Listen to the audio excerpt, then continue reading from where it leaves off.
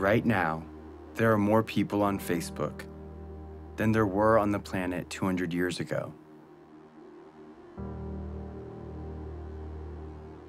Humanity's greatest desire is to belong and connect. And now we see each other. We hear each other. Grandpa, I love you. I love you. Well, I want to take a picture. We share what we love, and it reminds us what we all have in common. Dug out alive and well after 7.5 days.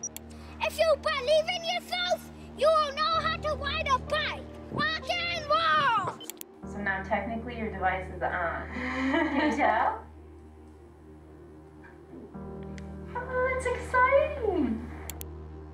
And this connection is changing the way the world works. Governments are trying to keep up. No, we can't test the freedom. And older generations are concerned. Many people are very concerned about tomorrow. They could get worse next year. The game has new rules. The next 27 minutes are an experiment. But in order for it to work, you have to pay attention.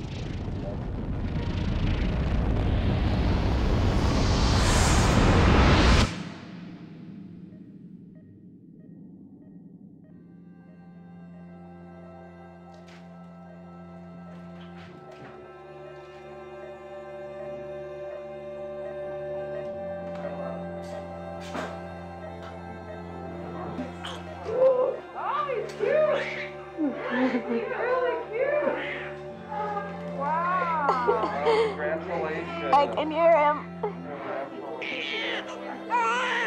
Every single person in the world started this way. He didn't choose where or when he was born. Yeah, he died. But because he's here, he matters. Yeah, we've been waiting for you. You made it. My name is Jason Russell, and this is my son, Gavin.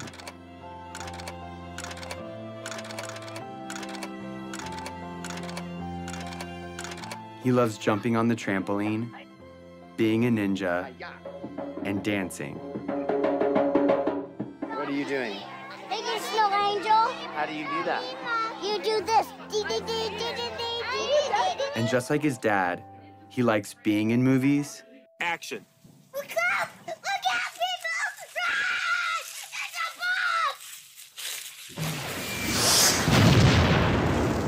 bomb! And making movies. Daddy, watch this. I think you got the video.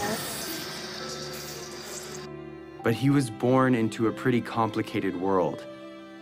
And as a dad, I want him to grow up in a better world than I did. And because of the course of events in my life, I see a way to get there. It has become my job. Who are you to end a war? I'm here to tell you, who are you not to? Hey, Gavin, what's up? Years before Gavin was born, the course of my life was changed entirely by another boy. And who's this right here? Jacob. Who's Jacob? Jacob is our friend in Africa. It's been almost 10 years since Jacob and I became friends. It's okay, they're nice. They're different than sharks. But when my friends and I first met him in Uganda, in Central Africa, it was in very different circumstances. He was running for his life.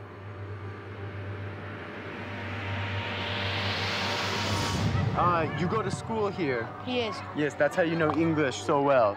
I know. Yeah. How many nights have you stayed here? Hello. You are making our work to be very, very easy. You stop that now. The night I first met Jacob, he told me what he and other children in northern Uganda were living through. We worried the rebel when they raise us again, then they will kill us. My brother tried to escape. Then they killed using panga. They cut his neck. Did you see it? I saw. We fear that if we sleep at our home, we can be abducted by the rebels because our home is far away from town. They will catch us, then will take us there in the bush. So come here to save our life.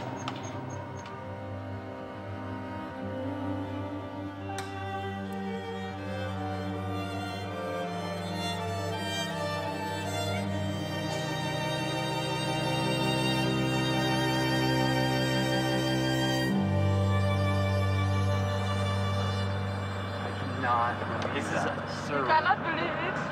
This has been going on for years.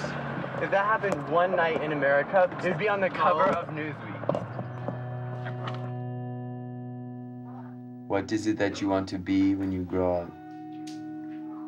For me, I wanted to be lawyer, but no money. I don't have money to pay my school fees, so that I learned and then I be lawyer.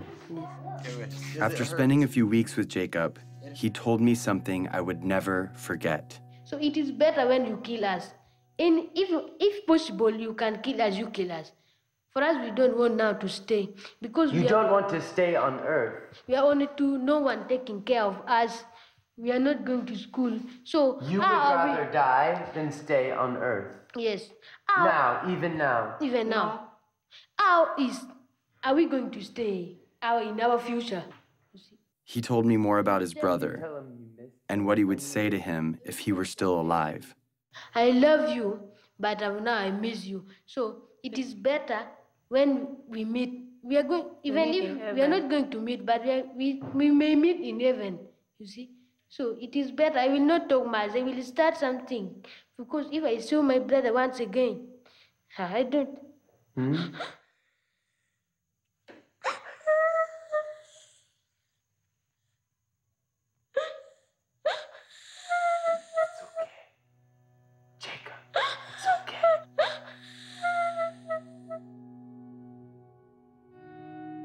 Everything in my heart told me to do something. And so I made him a promise. And we are also going to do everything that we can to stop them. Yes. Do you hear my words? Yes. You know what I mean? Yes. Yes. We're going to stop them. We're going to stop them.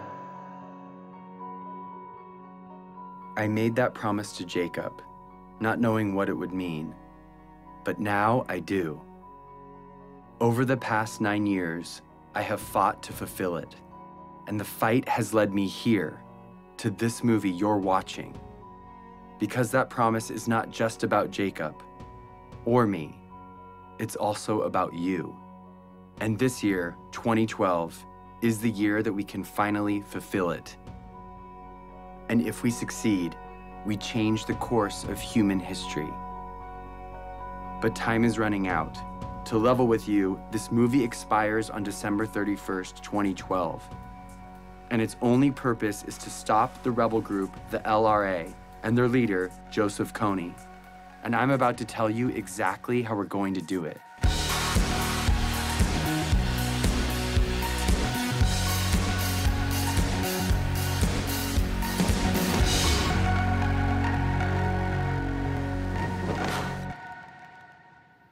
So the thing is, my son Gavin I've never really explained to him what I do. He knows I work in Africa, but he doesn't know what the war's about or who Joseph Kony is. So I'm gonna explain it to him for the first time today. That's what we're doing. So Gav, are you ready? Yeah. I'm gonna ask you some questions, and you can just look at me and answer the questions to me. I'm kind of nervous. What do I do for a job? I stop the bad guys from being mean. Who are the bad guys? Do you know where Star Wars people. Star Wars people? Yeah. Those are the bad guys? Yeah. Can I tell you the bad guy's name? Yeah. This is the guy Joseph Kony. He's the bad guy? Yeah. Who's this? Jacob. Joseph Kony, he has an army, okay? And what he does is he takes children from their parents and he gives them a gun to shoot, and he makes them shoot and kill other people. But they're not going to do what he says because they're nice guys, right? Yeah, they don't want to do what he says, but he forces them to do bad things. What do you think about that? Sad. I couldn't explain to Gavin the details of what Joseph Kony really does. Because the truth is, Kony abducts kids just like Gavin.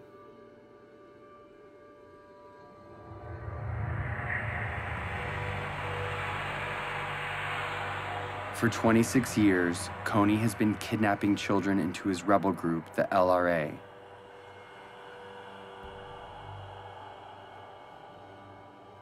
Turning the girls into sex slaves. And the boys into child soldiers. He makes them mutilate people's faces. And he forces them to kill their own parents. And this is not just a few children. It's been over 30,000 of them. And Jacob was one of those children.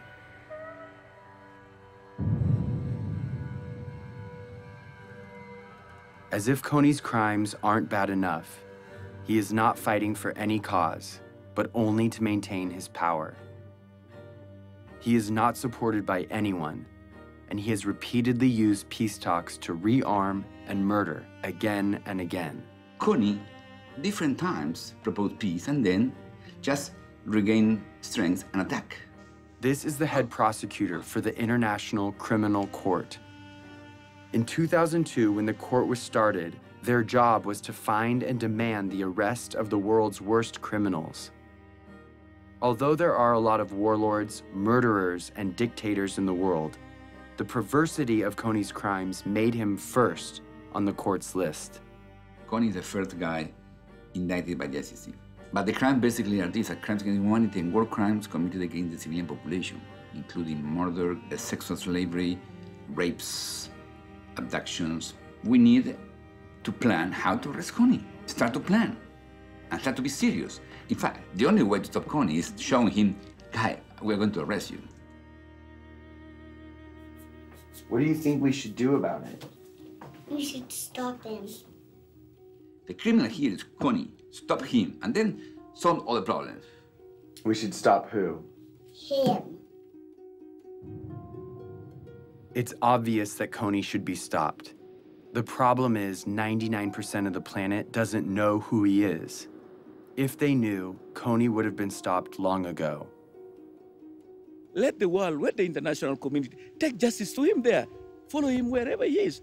First, to rescue our children. And secondly, to deliver the justice. We are determined to cooperate with any friend of Uganda to ensure that this mindless killing and slaughter is ended. When my friends and I came home from Uganda, we thought that if the government knew, they would do something to stop him. But everyone in Washington we talked to said there is no way the United States will ever get involved in a conflict where our national security or financial interests aren't at stake. No administration, Republican, Democrat, Obama, Bush, Clinton, doesn't matter, would do enough because it's simply not an important enough issue on the radar screen of American foreign policy. Since the government said it was impossible, we didn't know what else to do, but tell everyone we could about Jacob and the invisible children. Let's show this movie to as many people as possible in such a way that we can't be ignored. And when we did, people were shocked, and their awareness turned into action. We started something, a community. I have friends that have been living in this conflict their entire life. Fight for that, because that is what is going to change this world, and that is what defines us. We got creative, and we got loud. It's not over! It's not over! It's not over! And as the LRA began to move into other countries, Jacob and other Ugandans came to the US to speak on behalf of all people suffering because of Kony. Even though Uganda was relatively safe, They felt compelled to tell the world that Kony was still out there and had to be stopped. I'm here so proud advocating for the people who are back at home. And this change we're going to make is going to last forever. We built a community around the idea that where you live shouldn't determine whether you live. We were committed to stop Kony and rebuild what he had destroyed. And because we couldn't wait for institutions or governments to step in, we did it ourselves, with our time, talent, and money. So we rebuilt schools. The best you can offer a child is by letting them be independent, and that was providing education. We created jobs. I have seen the lives of those who have been hopeless. Now they have hope. And we built an early warning radio network on the front line of the war to protect villages from rebel attacks. To update real time what's happening on a war zone 8,000 miles away.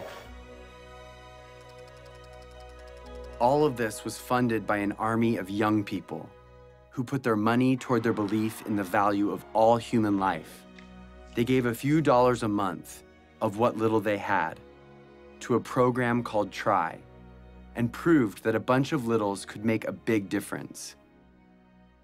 And as a result, the unseen became visible.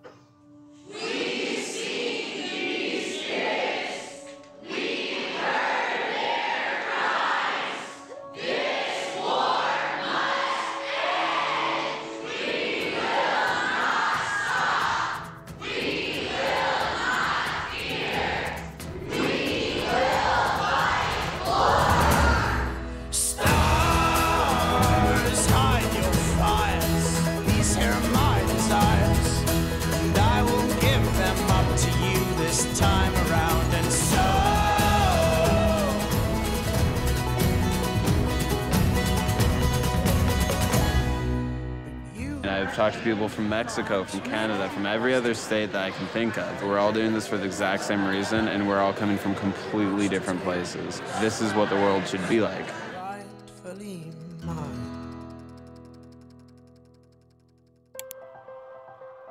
So with hundreds of thousands of people with us, we went back to Washington, D.C., and we met with congressmen and senators, one by one, on both sides, Republicans, Democrats, and they all agreed with us. Joseph Kony's crimes had to be stopped. Of all the problems that are out there, none is more severe than one that mutilates and takes the lives of little kids. These young members of the Invisible Children organization know that no child should live in fear of being abducted or killed.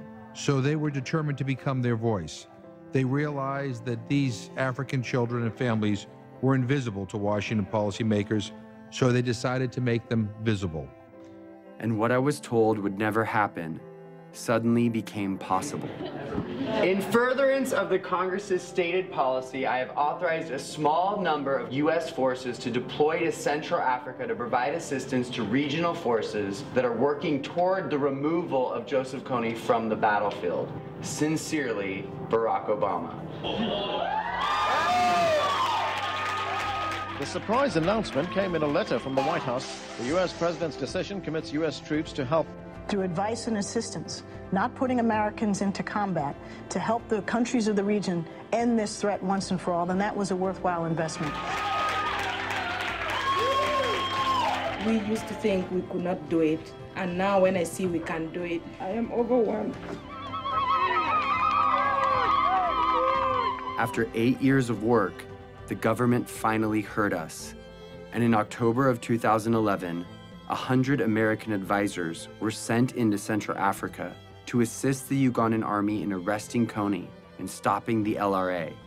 It was the first time in history that the United States took that kind of action because the people demanded it. Not for self-defense, but because it was right.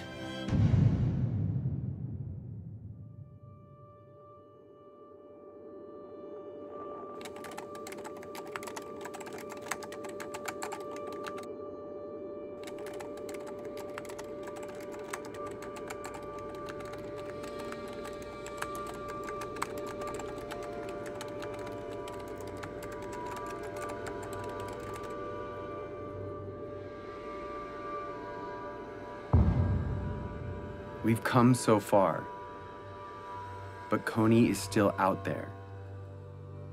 He's recently changed his tactics, making it even more difficult to capture him. And international support could be removed at any time. If we take the pressure off, if we're not successful, he is going to be growing his numbers.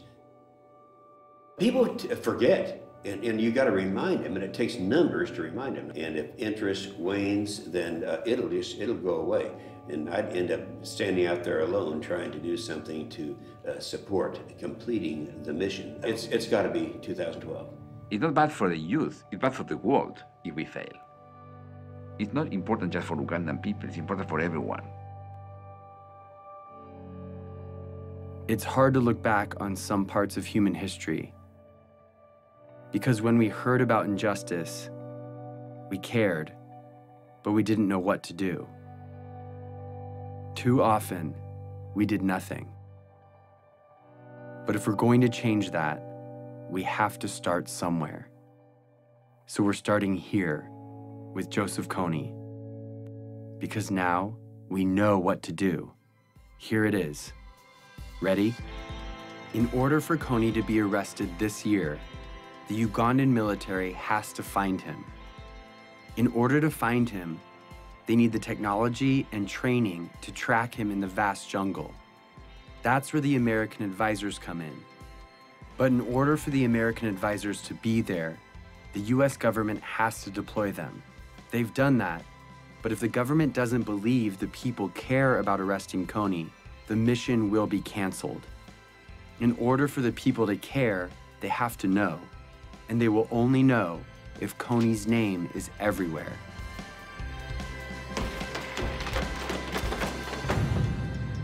This is the dream. Kony arrested for all the world to see, and the abducted children returned home. Here's the biggest problem. You want to know what it is? Yeah. Nobody knows who he is. But I know who he is because I see him on this picture right now. He's not famous. He's invisible. Joseph Kony's invisible. Here is how we're going to make him visible. We are going to make Joseph Kony a household name, not to celebrate him, but to bring his crimes to the light. And we are starting this year, 2012. We are targeting 20 culture makers and 12 policymakers to use their power for good. Let's start with the 20 culture makers. Celebrities, athletes, and billionaires have a loud voice, and what they talk about spreads instantly. I'd like indicted war criminals to enjoy the same level of celebrity as me. That seems fair. That's our objective, is to just shine a light on it. If our goal is to get Kony's name known, the known should join us. We are targeting 20 of the most diverse and influential culture makers to speak out about Kony and make him famous. Oprah, Mark Zuckerberg, Ryan Seacrest, Bono.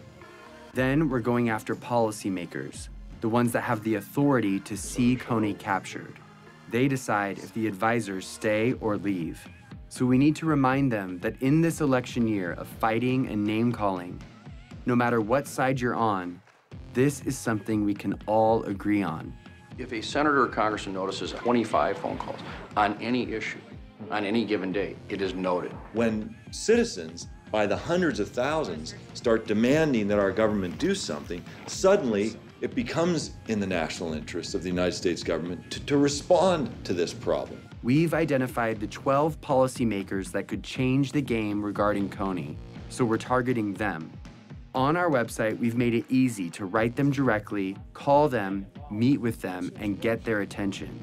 If my son were kidnapped and forced to kill, it would be all over the news. So we are making Kony world news by redefining the propaganda we see all day, every day, that dictates who and what we pay attention to.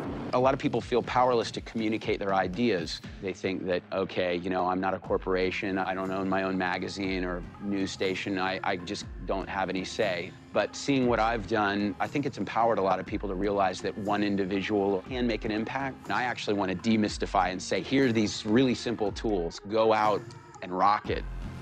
And that's just what we intend to do. Our goal is to change the conversation of our culture and get people to ask, who is Joseph Kony? We have printed hundreds of thousands of posters, stickers, yard signs, and flyers that are right now, today, being put up in major cities all over the world. We have thousands of Kony 2012 bracelets that we want everyone to wear, this year only. Each bracelet has a unique ID number. Input that number and you enter the mission to make Kony famous. You can geotag your posters and track your impact in real time. Everything you need is in a box called the Action Kit. It has 2 bracelets, one for you and one to give away.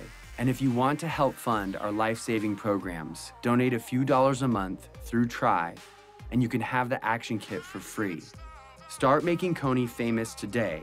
But all of these efforts will culminate on one day, April 20th, when we cover the night.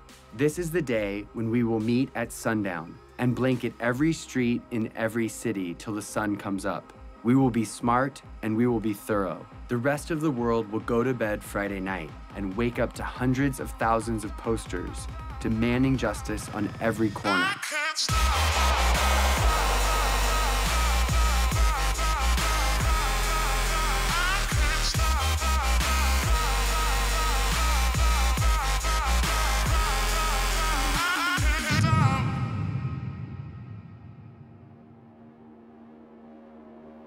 It's always been that the decisions made by the few, with the money and the power, dictated the priorities of their government and the stories in the media.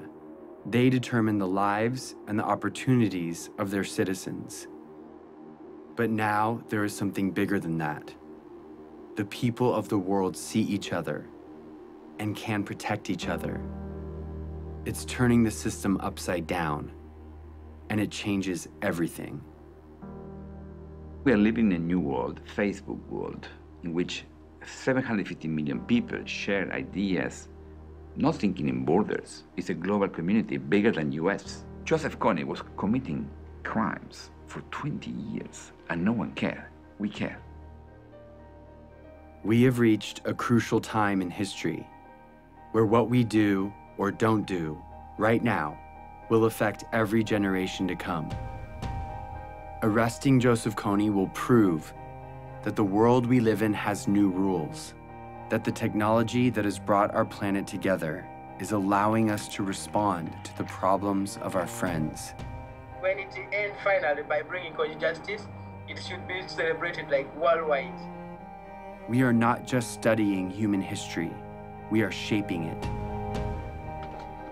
At the end of my life, I want to say that the world we've left behind is one that Gavin can be proud of, a place that doesn't allow Joseph Konys and child soldiers, a place where children, no matter where they live, have a childhood free from fear. I'm gonna be like you, Dad. When you grow up? Yeah. Are you sure? I'm gonna come with you to Africa. The better world we want is coming. It's just waiting for us to stop at nothing.